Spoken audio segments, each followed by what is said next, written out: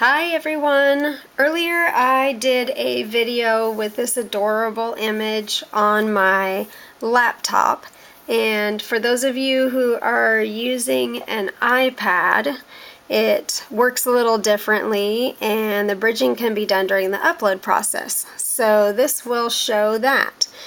I found an image on Google that I liked. I found her on accident looking for a unicorn. I had typed in unicorn coloring page easy, and I just search around until I find something I like. Sometimes I could be looking for like an hour for an image. And then I screenshot the image that I want, open up my Cricut app, upload, select from photo library, and then I'm going to choose her.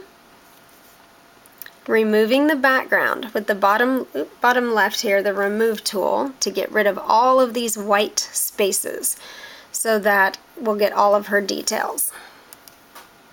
I'm going to zoom in and get all of these white spaces deleted.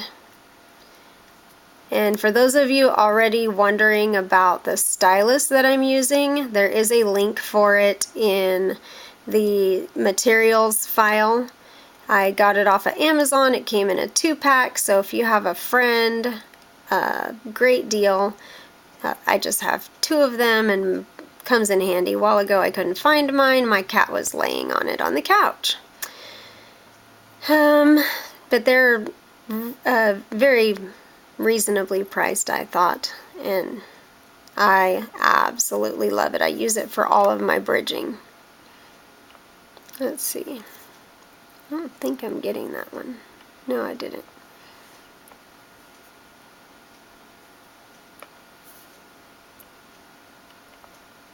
There we go. Come back to it. Sometimes these little tiny ones, I have trouble finding them.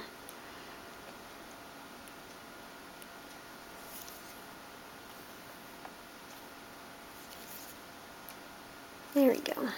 I gotcha. Now we're just going to go through every single one of these spaces. Anywhere that you see it has a full outline, I call those closed spaces a lot. You'll hear me refer to that, and what I mean by that is, again, a full outline. If you were inside this space here, there is no exit, no way to get out, so it is closed. And we want to open a door to get out of that, the bridging process, basically. So to open a door to get out of there, we're going to use the eraser tool right here. Let me get rid of this hoof inside. And that was also a closed space, so we need to bridge that, and there you go. That's how we bridge during the upload process. Go ahead and remove all of her backgrounds.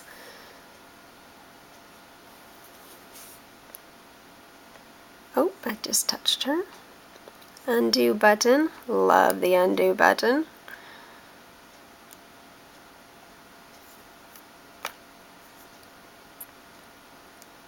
And she would have a lot of bridges to do if I were to do her on my laptop, because this my laptop is not touch screen. It's like 6 years old. I'm still running, I don't know how it works, but my Windows 7 Home Premium works, even though I don't think you're supposed to be able to use 7 with design space.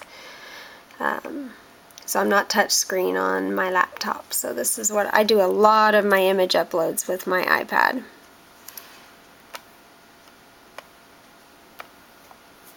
Few more spaces here and then we'll get into the bridging. And then I always recommend that when you think you've gotten them all, that you go ahead and look at your preview and make it bigger, because I can already see that I missed a spot in the tail and the hoof over here. So you see these places that are black, means I didn't get the background out of those.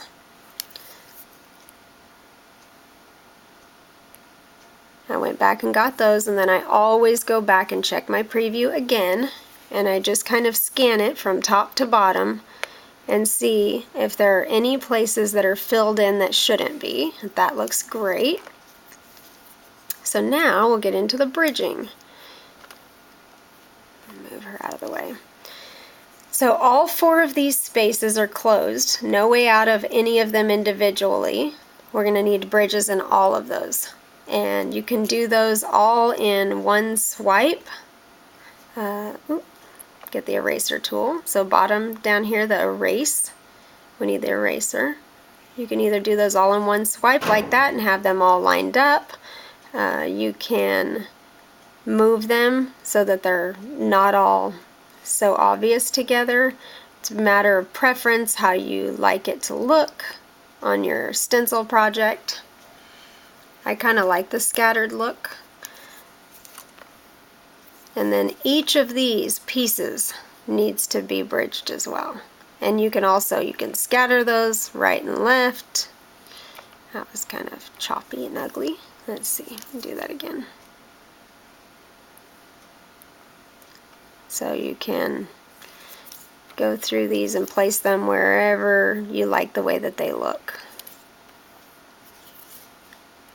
In this particular design, whether they're on, don't need a 2 in there, whether they're on the inside or outside or both, either way it's going to be structurally sound, so your preference.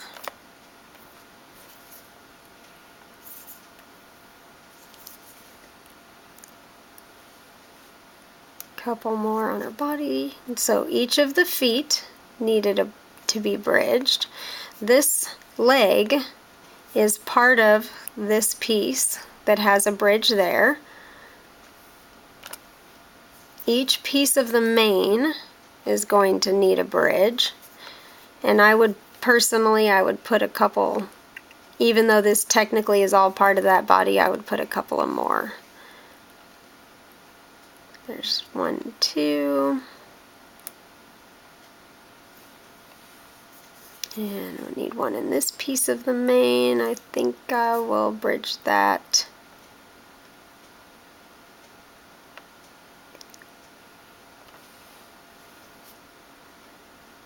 Down there. I'll put one up here. And then again, each of these circles also, and these other 3 pieces of mane, and the horn. So for the circles, we're going to zoom in.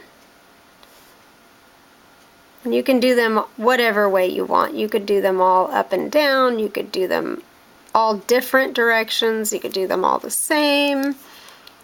Totally up to your preference. And you'll probably find as you create some, you will have a preference as to where they are, and you'll learn that as you go, where you like the way that they look. I'm going to do those the other direction. See, there's something that I find I like. I didn't want to put this one inside here, so I should start here. Place this one, then go this way.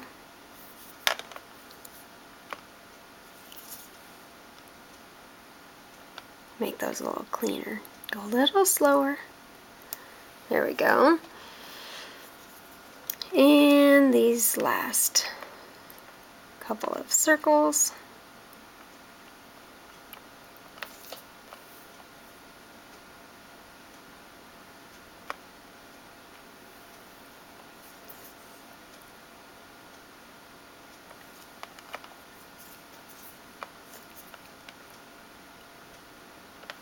Okay, and then again, I would suggest looking from top to bottom at all of the images.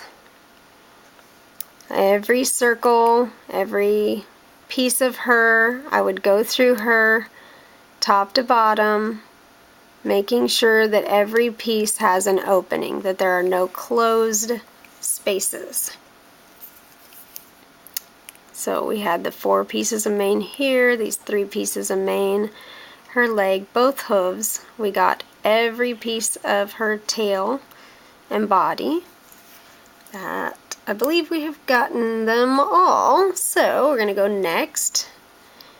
And the smooth tool, I love that on my iPad. For her particularly, we don't need her, but some images, the lines are so thin that I would use the smooth tool, and you'll see what happens when you hit smooth. Those lines get fatter and fatter. You'll just want to watch, oh, over here, when you just want to watch when you use that you're not closing off bridges or closing off something that you wanted open, and it will eventually get completely misshapen and look ugly. Her lines were already really nice, so I'm just going to reset. Next, and then we'll name her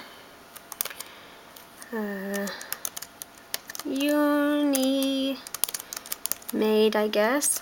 Call her that. So if you were creating a plastic stencil for her, she is ready to go. We just need to attach her to a shape. So for a square, whatever size you make your stencils, down here the edit button, a very popular size is 5.5, and then we will make her, I'm gonna make her 3 inches tall for the moment. That'll at least get her closer. Now I'm gonna move her to the front. Actions, I want to arrange and send her to the front so that she's on the, oh, you know, I'm going to change the color of this too. It shows up better in the video. Layers panel, and I'm going to make that white. That shows up a whole lot better on video. There we go, so you can see that. And if you have a particular, say you were going to put her on a rectangle plaque, I would suggest inserting the shape of a rectangle. Let's see here, square, which would be a square actually.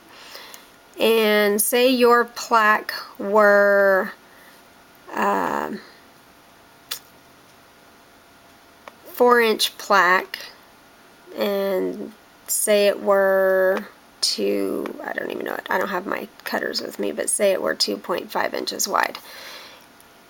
You would make sure you can move her to the front of the plaque by arrange and move her to the front to make sure that it's going to fit on whatever cutter you're planning to use for that. That's a quick, easy way I check. And then once I have verified that it fits, I just erase that shape I put in.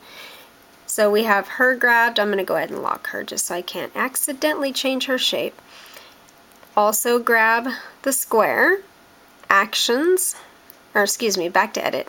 We're going to align that and center so that it's in the center of your stencil frame.